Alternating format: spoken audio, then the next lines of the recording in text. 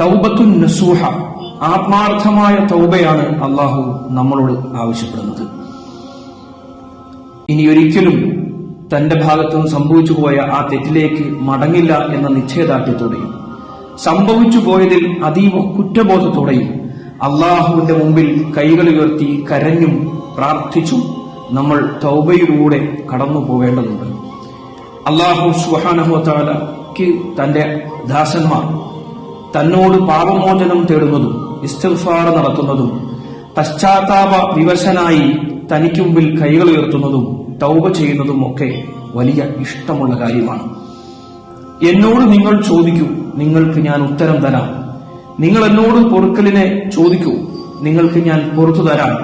കടലിലെ നുരയോളം പാപങ്ങൾ ചെയ്തും വഹിച്ചുമാണ് നിങ്ങൾ എന്റെ മുമ്പിൽ വരുന്നതെങ്കിലും അതെല്ലാം ഞാൻ പുറത്തു തരാൻ തയ്യാറാണ് എന്ന് അള്ളാഹു നമുക്ക് വാഗ്ദാനം